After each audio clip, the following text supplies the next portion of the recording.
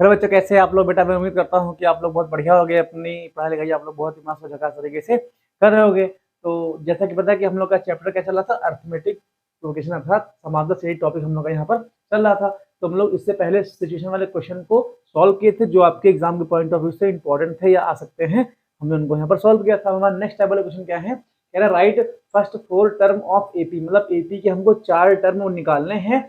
हमको ए बराबर डी दे रखा है। 3 क्वेश्चन हमने यहाँ पर लिए हैं जो आपके एनसीईआरटी बुक्स के इंपॉर्टेंट क्वेश्चन यहाँ पर हैं। तो हम पहले पार्ट को सॉल्व करते हैं। इसके फर्स्ट वाले पार्ट को सॉल्व करते हैं। तो हमको ए बराबर दे रखा है माइनस का 1.25, ये हमको ए की वैल्यू दे रखी है, और हमको डी दे रखा है 0.25 हमको दे रखा है। तो हमसे कह रहा है इसके 4 टर्म निकालो, आगे के 4 टर्म को यहाँ निकालने हैं। तो देखो 4 टर्म का हो जाएगा, पहला टर्म आपका यही हो जाएगा। भाई देखो, अगर एपी का जनरल फॉर्म लिखोगे तो क्या होता है, ए प्लस का डी, ए प्लस का 2d, ए प्लस का 3d, ऐसे करते करते आपका आगे बढ़ता चला जाता है और n तक होता है। तो और an की वैल्यू हम लोग को पता है ही है। ठीक, अब यहाँ देखो a की वैल्यू कितनी हो जाएगी, माइनस का 1.25 आ जाएगा। अब a प्लस का d करोगे तो माइनस का 1.25 प्लस का डी कितना जाएगा, 0.25 आपका आ जाएगा। तो ये आपका सेकंड टर्म हो जाएगा। अब इसको हम यहाँ पर सॉल्व कर लेंगे। अब थर्ड टर्म की बात करोगे तो आपका हो जाएगा ए हो जाएगा प्लस का 2d हो जाएगा, 2 की वैल्यू कितनी हो जाएगी, 0.2 हो जाएगा, और डी की वैल्यू कितनी हो जाएगी, 0.25 आ जाएगा। ये हम लोग का थर्ड टर्म आ जाएगा। अच्छा, फोर्थ टर्म की बात करोगे तो ए प्लस का 3d, तो ए की वैल्यू कितनी हो जाएगी। अच्छा, यहाँ पे ए की वैल्यू हम लोग यहाँ पे पुट कर देंगे, हम यहाँ पे पुट करने वैल्यू भूल गए थे। ए हमारे कितने का, माइनस का 1.25, ये ए की वैल्यू हो जाएगी यहाँ पर। हमको फोर्थ टर्म यहाँ निकालना है, तो फोर्थ आपका ए प्लस का 3d टर्म होगा आपका। तो ए की वैल्यू माइनस का 1.25 प्लस का 3 और डी की वैल्यू 0.25 यहाँ पर ऐसे आ जाएगा। अब इनको सॉल्व करोगे तो इनका अगर ऐड करोगे तो माइनस का 1.25 और चिन्ह लगेगा माइनस का, तो कितना जाएगा 0.25, इनको माइनस कर लो तो यहाँ पे आपका माइनस का साइन यहाँ पर लगने वाला है। तो ये आपको कितना बचेगा, ये आपका सीधे सीधे आपका 1 यहाँ पर बच जाएगा। तो पहला टर्म क्या हो जाएगा, माइनस का 1.25। अब यहाँ देखो ये कितना आपका आ जाएगा, ये आपका आ जाएगा, ये कितना आपका आ जाएगा, ये आपका आ जाएगा माइनस का 1 यहाँ पे आ जाएगा। अब देखो जब इनको सॉल्व करोगे तो ये पूरा पूरा जीरो ही आ जाएगा। कैसे जीरो आ जाएगा, ठीक। अब जीरो देखो कैसे इतना आ जाएगा, ये आपका इतना आ जाएगा। अब थर्ड टर्म की बात करते हैं यहाँ पर है, तो 25 गुना 50, तो माइनस का 1.25, और देखो इधर इसका 2 का जब मल्टीप्लाई 0.25 से करोगे कितना जाएगा, 0.50 यहाँ पर आ जाएगा। जब इनको माइनस करोगे तो चिन्ह हमेशा माइनस के यहाँ लगेगा, ये वाला क्या होगा, ये माइनस यहाँ लग जाएगा। तो ये 5 बचेगा, और यहाँ से कई ले लोगे तो कितना जाएगा, ये आपका 75 यहाँ बचेगा, तो ये 0 यहाँ पे ऐसे आपका आ जाएगा।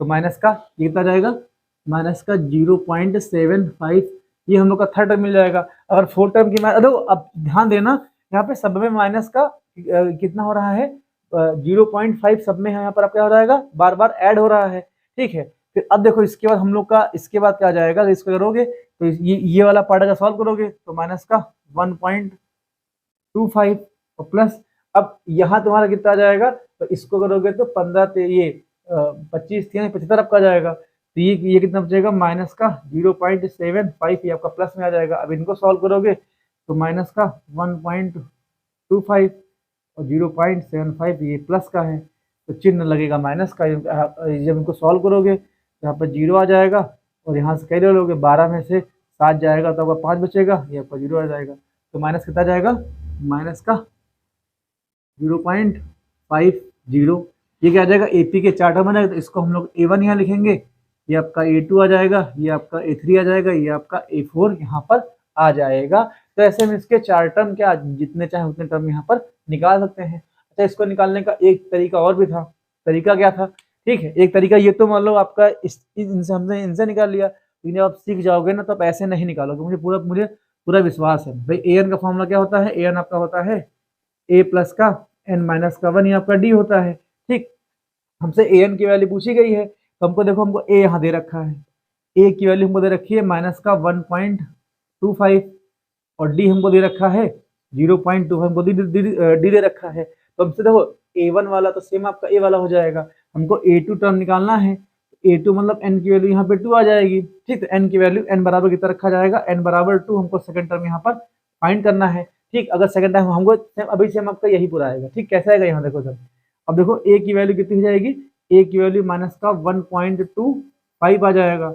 अब ध्यान देना हमको सेकंड टर्म चाहिए, तो n की वैल्यू यहाँ 2 पुट करोगे तो 2 में से बन जाएगा 1 बचेगा, और 1 कितना आ जाएगा, और d से क्या करो इसको 1 इंटू डी, डी की वैल्यू कितनी आ जाएगी 200, ये 0.25 आ जाएगा।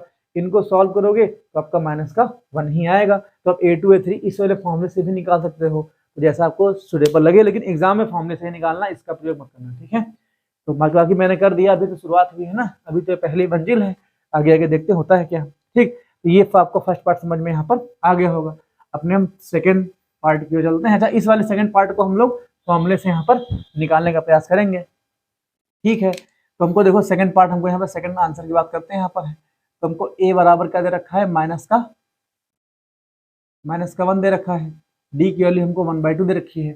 हमसे शुरुआत के 4 में पूछे हैं, तो ये बताओ a1 आपका क्या होता है, a1 आपका a ही हो जाता है, तो a1 कितना आ जाएगा, a1 आपका यहाँ पर माइनस का 1 आ जाएगा। अच्छा, हम a2 हमको चाहिए, तो an का फॉर्मूला पहले हम लोग यहाँ पर ऊपर, यहाँ फॉर्मूला हम लोग यहाँ पर लिख लेते हैं। तो आपका होता है a प्लस का n माइनस का 1, ये आपका d, ये फॉर्मूला इसका होता है। ठीक, हमको जब देखो हमको n बराबर हमको 2 चाहिए, तो यहाँ पे 2 पुट कर देंगे, यहाँ पर हम लोग 2 पुट कर देंगे, तो a2 आपका आ जाएगा।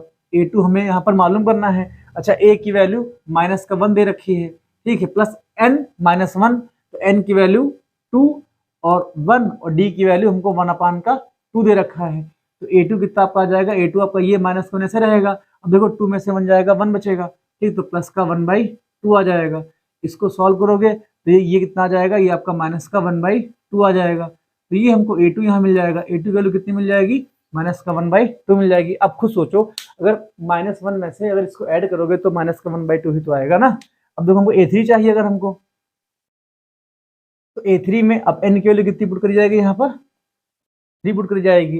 तो a3 मतलब a की वैल्यू माइनस का 1 ही हो जाएगी। a की वैल्यू कितनी जाएगी, a की वैल्यू माइनस का 1 आ जाएगा, और प्लस का यहाँ देखो n की वैल्यू 3 माइनस का 1, और d की वैल्यू 1/2 आपका आ जाएगा। ठीक, तो ये माइनस का 1 आपका ऐसे यहाँ लिखा जाएगा। ठीक, और प्लस का 3 में से बन जाएगा 2 बचेगा, 2 इंटू 1/2 कट करोगे तो आपका 1 आ जाएगा। तो माइनस का 1 प्लस का 1 कितना जाएगा, ये आपका 0 आ जाएगा।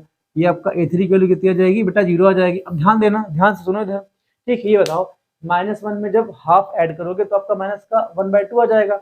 अब माइनस का 1/2 में अगर हाफ ऐड करोगे तो आपका 0 नहीं हो जाएगा, 0 आपका हो जाएगा, 0 आ जाएगा। अच्छा, हमको a4 निकालना है, तो a4 देखो, अगर a4 निकालना है तो ये आपका फॉर्मूले से आएगा। ये थोड़ा तरीका सा अच्छा माना जाता है, क्यों, क्योंकि ये फॉर्मेटिक वाला इसका पाथ इसका ये हो जाएगा। अब देखो n को 4 चाहिए, तो n बराबर आपका 4 यहाँ रखा जाएगा। अब 4 रखोगे तो a की वैल्यू माइनस का 1 ही रहेगी, प्लस का n की जगह 4 माइनस का 1, और d की वैल्यू 1/2 आपका आ जाएगा।